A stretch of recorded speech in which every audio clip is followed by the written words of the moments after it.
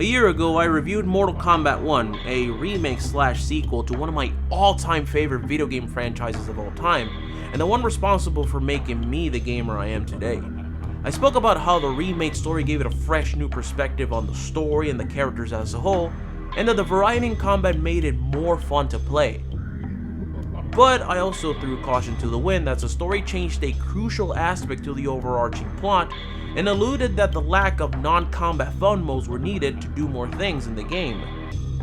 Then comes in Khaos Reigns, the first major expansion to the Mortal Kombat 1 with more story and more characters.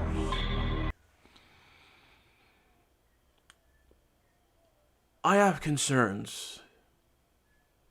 Khaos Reigns is the continuation of Mortal Kombat 1's main story as it picks up from where the post-credit scene left off, with Titan Havoc swearing to bring chaos to the timelines. Along with this, 3 rebooted characters are introduced: Cyrax and Sector, now female Lin Kuei operatives who don cybersuits, and Noob Saibot, Bi-Han's transformation into the Shadow Wraith he was destined to become. Of course, 3 additional guest characters are also added, like Ghostface from the Scream films, Conan the Barbarian, and the T-1000 from the Terminator movies. This is all well and good. I love a good number of characters being added to the roster, and I love a good expansion of the story, but this DLC felt lacking, like something was missing. And I may know what that is. Khaos Reigns is missing love. A love long forgotten by their creators to create something amazing out of their IP. Alright, that sounds abstract, but let me explain my thoughts on what this DLC offered, and maybe you'll see what I mean. Let's take a look, shall we? So let me be clear about something here. I still find Mortal Kombat 1 a lot of fun to play. I like the combat, the characters, and the story to some degree. However, the expanded story in the Khaos Reigns DLC left me empty? Or maybe indifferent? Disappointed! Oh, there you go, thanks. So, here's a rundown of what's happened here. It is Kuai Liang and Harumi's wedding, and the Defenders of Earthrealm, the Shaolin, and the Shirai Ryu are all invited. The ceremony begins and the groom and bride walk alongside each other to be wed by the champion Raiden, until the ninjas attacked.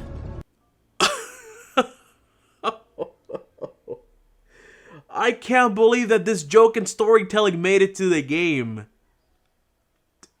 Welcome to Mortal Kombat 1, everybody. So, the Lin Kuei, led by Cyrax and Sector, raid the wedding to strike at Kuai Liang and his most vulnerable. However, as Cyrax sees the dishonor of the clan's actions, she defects from the Lin Kuei.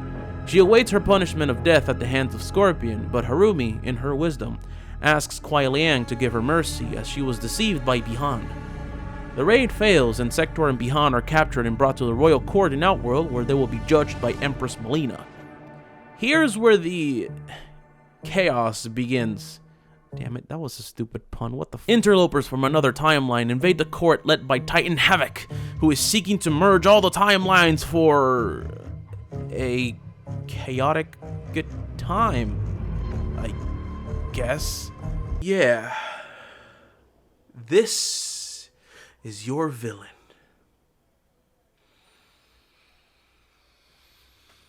Titan Havoc then orders his followers to take Geras hostage, as he is the key to Havoc's plan of merging the timelines. In an attempt to save Geras, Bi-Han jumps into the portal to follow them, only to be captured and experimented on by Havoc and turned into the Shadow Wraith known as Noob Saibot.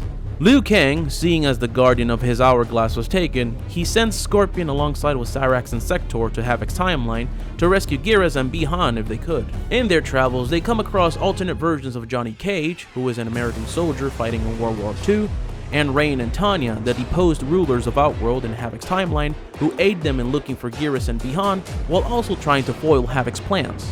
Okay, I'm about to do something that I haven't done in a while, and that is summarizing the story in a quick fashion, because the plot development in this game is making me lose my mind. The heroes infiltrate Havoc's arena to rescue Empress Tanya. They are pulled into the arena to fight. They escape with Tanya but actually be trapped in Havoc's death trap. Many fights ensue. Deus Ex Machina Dragon! The heroes infiltrate Havoc's palace. Noob Saibot appears. Yay! Geras is saved and the Kamidogu are taken. Yay! Bihan's mind is mended and the Kamidogu are saved. Wait, never mind. Havoc has them again. Guys, he's merging with the Kamidogu. Stop him! Oh, Maker above. More pointless fights. Alright, finally, Havoc is defeated? We do not know how he is joined with his timeline. Destroying him could wipe it from existence.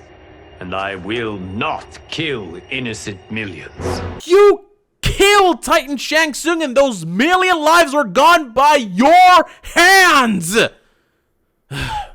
Bihan is encased in glass like Aurora. Kuai Liang forgives Cyrax. And it's done! It's done! 2 hours! Two hours! And that was not even the abridged version. That is how the story progressed from start to finish!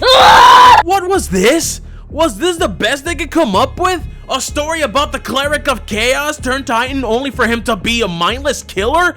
That's not chaos! Chaos is unpredictability, disorder, and senselessness, not let's kill each other for no reason.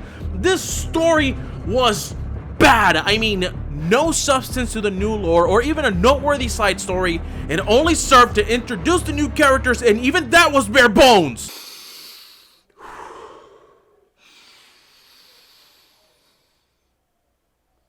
I am cool. I am calm. Let me collect my thoughts. I'll be back right after these messages. This week on Cooking with Scorpion, learn about chopping, tenderizing, chopping, cake decorating, and chopping. Alright, so the Chaos Reign story was seriously lacking in a few aspects. For starters, the plot itself was bare bones. Sure, it got to the point fast, but plot development needed more. Yes, the new characters got their time in the spotlight, as well as some alternate versions of existing characters, and the origin of the new Noob Saibot is tied to the main villain of this story. But the overarching plot here happens because Havoc feels like it? I'm not asking for Havoc's reason for doing what he's doing, but it would have been a cool idea to explore the concept of Havoc's chaos. He is the Cleric of Chaos, so this abstract idea he venerates could have played a part in the story, even bringing Seido, the Realm of Order, into the mix and have these two opposing forces fight. And you know what? Maybe NetherRealm should have given me a call so that I can write their stories. Another thing Chaos Reign story lacked was character variety to play as. And I'm not talking about the new characters, but rather the alternate versions of the existing characters. We got an alternate version of Rain and Tanya who were playable, but then we got an alternate Johnny Cage which was unplayable and unnecessary. This was a missed opportunity to bring in alternates of other characters that were not playable in the main story, like Nitara, although good luck getting good voice acting out of that, or even Shao, who would have made an interesting good guy. There's a multiverse of possibilities and options, and yet this was not taken advantage of. Disappointed! Couple these two things with the fact that the story took 2 hours to finish, and that the story's ending was as abrupt as a fart, and then you have a story that feels incomplete, unfinished. Alright, enough bashing on the story. What else do we have?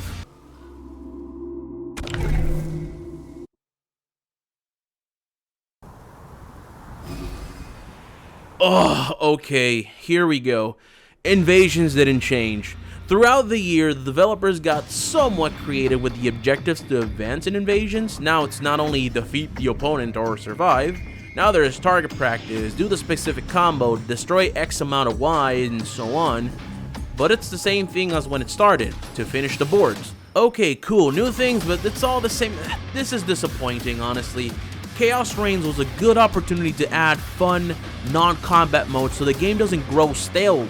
A combat chess or puzzle combat or even a new minigame that would have given players something to go back to and have more fun. But no! Invasions is all there is, and it's all it will ever be in addition to the regular modes. And to top it off, NetherRealm Studios thought it was a good idea to recycle the previous season's Mortal Kombat 1 has a variety of characters to make an invasion season out of. Instead, they thought it was a cool idea to do Scorpion season again? Invasion sucks! There is one good thing though. Finish him.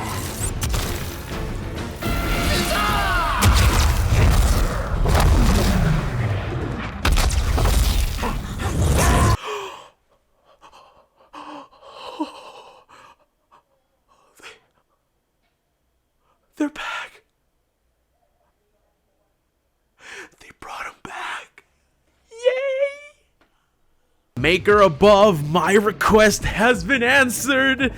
Oh my goodness, Animalities make an epic return to the franchise. Every character can perform one, even the DLC characters. From returning animals to new ones, Animalities bring in more to the already wide variety of killer moves that characters can perform to brutally dispatch their enemies. This makes me so happy because more of MK history has been injected into the game while showing them off with amazing graphic detail that gamers dreamed of. This is what I'm talking about. There's nothing wrong with doing something new, but it's also good to bring back things that made the franchise fun, memorable, and replayable. Lastly, the new characters. I am okay with the new inclusions in this DLC.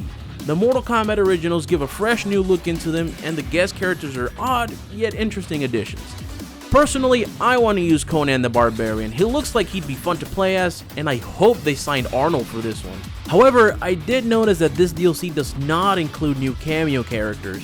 Again, missed opportunity to bring in more history and variety as they are mainly throwbacks to the old games. It would have been cool to see classic Liu Kang, Shao Kahn, or even Haru from Mortal Kombat Deception, a character that directly opposes Havoc and his ideals of chaos, as cameo characters.